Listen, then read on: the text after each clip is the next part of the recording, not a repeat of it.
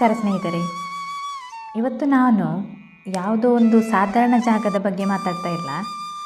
ಕರ್ನಾಟಕದ ಆಧ್ಯಾತ್ಮಿಕ ಶಕ್ತಿಯ ಕೇಂದ್ರ ಬಿಂದು ಹಾಗೆ ಜ್ಞಾನದ ಆಗರ ನಮ್ಮ ಶೃಂಗೇರಿಯ ಬಗ್ಗೆ ಮಾತಾಡ್ತಾ ಇದ್ದೀನಿ. ನಾನು ಕಳೆದ ಬಾರಿ ಅಲ್ಲಿಗೆ ಹೋದಾಗ ನನಗೆ ಅನಿಸಿದ್ದು ಒಂದೇ ಮಾತು, ಈ ಜಾಗಕ್ಕೆ ಬಂದರೆ ಮನುಷ್ಯನಿಗೆ ಎಲ್ಲೋ ಒಂದು ಕಡೆ ಮನಸ್ಸಿಗೆ ನೆಮ್ಮದಿ ಸಿಗುತ್ತೆ ಅಂತ. ಇವತ್ತು ಶೃಂಗೇರಿಯ ಆ ಅದ್ಭುತ ಹಿನ್ನೆಲೆಯನ್ನು ಸರಳವಾಗಿ ತಿಳಿಸುವ ಪ್ರಯತ್ನ ಮಾಡ್ತೇನೆ.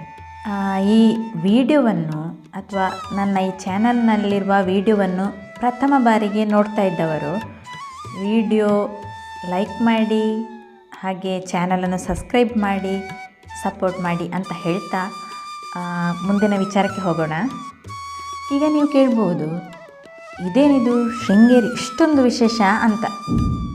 ನೋಡಿ, ಇದಕ್ಕೆ ಅಡಿಪಾಯ ಹಾಕಿದವರು ಜಗದ್ಗುರು ಆದಿಶಂಕರಾಚಾರ್ಯರು. ಇದು ನಡೆದದ್ದು ಸುಮಾರು ಕ್ರಿಸ್ತಶಕ 8ನೇ ಶತಮಾನದಲ್ಲಿ, ಅಂದರೆ ಸುಮಾರು 1200 ವರ್ಷಗಳ ಹಿಂದೆ. ಶಂಕರಾಚಾರ್ಯರು ಇಡೀ ಭಾರತವನ್ನು ಸಂಚರಿಸುತ್ತಾ ಈ ತುಂಗಾ ನದಿ ತೀರಕ್ಕೆ ಬರ್ತಾರೆ.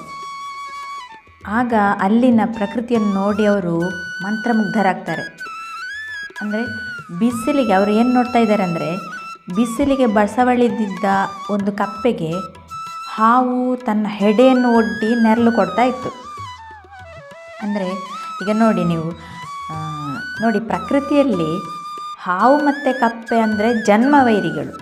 ಹಾವು ಕಪ್ಪೆಯನ್ನು ಕಂಡರೆ ಬಿಡುವುದಿಲ್ಲ, ಕಪ್ಪೆ ಪ್ರಾಣ ಉಳಿಸಿಕೊಳ್ಳಲು ಓಡ್ತಾ ಇರ್ತದೆ. ಇದು ಪ್ರಕೃತಿಯ ಸಹಜ ಕ್ರಿಯೆ ಅಲ್ವಾ? ಆದರೆ ಇಂತಹ ವೈರಿಗಳೇ ಅಕ್ಕಪಕ್ಕದಲ್ಲಿ ಶಾಂತಿಯಿಂದ ಇರಬಲ್ಲವು ಅಂದರೆ ಅದು ಬರೀ ಸ್ಥಳದ ಮಹಿಮೆ ಮಾತ್ರ ಅಲ್ವಾ? ಈ ಒಂದು ವಿಚಾರದಿಂದ ಮಾತ್ರ ನಮಗೆ ಈ ಸ್ಥಳದ ವೈಶಿಷ್ಟ್ಯತೆ ಎಷ್ಟು ಎಂಬುದನ್ನು ತಿಳ್ಕೋಬಹುದು. ಅಂದರೆ ವೈರತ್ವವನ್ನು ಮರೆಸಿ ಪ್ರೀತಿಯನ್ನು ಮೊಳಕೆ ಹೊಡೆಸುವಂತಹ ದೈವೀ ಶಕ್ತಿ ಈ ಶೃಂಗೇರಿಯ ಮಣ್ಣಿಗಿದೆ. ಇದೇ ಕಾರಣಕ್ಕೆ ಶಂಕರಾಚಾರ್ಯರು ಈ ಪುಣ್ಯಕ್ಷೇತ್ರವನ್ನು ಆಯ್ಕೆ ಮಾಡಿಕೊಂಡಿದ್ದಿರ್ಬೋದು. ಹಾಗಾಗಿ ಕ್ರಿಸ್ತಶಕ 820ರ ಆಸುಪಾಸಿನಲ್ಲಿ ಶಂಕರಾಚಾರ್ಯರು ಸ್ಥಾಪಿಸಿದ 4 ಪ್ರಮುಖ ಪೀಠಗಳಲ್ಲಿ ಈ ಶೃಂಗೇರಿ ಶಾರದಾ ಪೀಠವೇ ಮೊದಲನೆಯದು. ಇದನ್ನು ಜ್ಞಾನದ ಮೂಲ ಪೀಠ ಅಥವಾ ವೇದಗಳ ತವರು ಅಂತಲೂ ಕರೀತಾರೆ.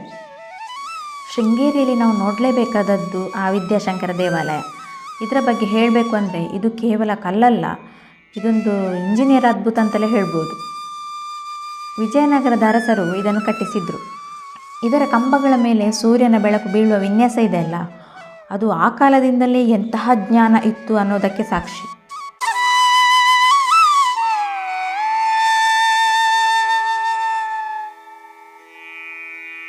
ಇನ್ನು ತುಂಗಾ ನದಿಯಲ್ಲಿ ಆ ಮೀನುಗಳಿಗೆ ಆಹಾರ ಹಾಕೋದು, ದಡದಲ್ಲಿ ಕುಳಿತು ಆ ಪ್ರಶಾಂತತೆಯನ್ನು ಸವಿಯೋದು, ವಾಹ್, ಈ ಅನುಭವವೇ ಬೇರೆ ಆಯಿತಾ. ಮತ್ತು ಅನ್ನದಾನ, ಶಾರದಾಂಬೆ ಸನ್ನಿಧಿಯಲ್ಲಿ ನಡೆಯುವ ಅನ್ನದಾಸೋಹಕ್ಕೆ ಸಾವಿರಾರು ವರ್ಷಗಳ ಹಿಂದಿನ ಇತಿಹಾಸ ಇದೆ. ಹಸಿವು ಅರಿಯದ ಮನುಷ್ಯನೇ ಇಲ್ಲ ಅನ್ನೋ ಹಾಗೆ ಇಲ್ಲಿ ಎಲ್ಲರಿಗೆ ಪ್ರಸಾದ ಸಿಗ್ತದೆ. ನಾನು ಹೇಳ್ತೇನೆ, ಬದುಕಿನ ಒತ್ತಡದಿಂದ ಒಂದ್ಸಲ ಬ್ರೇಕ್ ತಗೊಂಡು ಶೃಂಗೇರಿಗೆ ಬನ್ನಿ.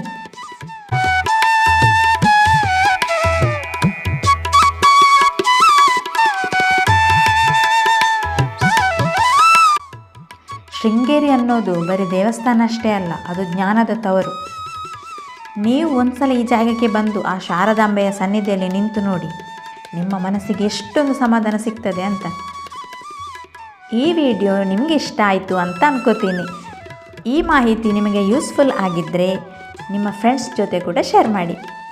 ಹಾಗೆ ನೀವು ಶೃಂಗೇರಿ ಹೋಗಿದ್ದರೆ ನಿಮ್ಮ ಅನುಭವ ಹೇಗಿತ್ತು ಅಂತ ನನಗೆ ಕಮೆಂಟ್ ಮಾಡಿ.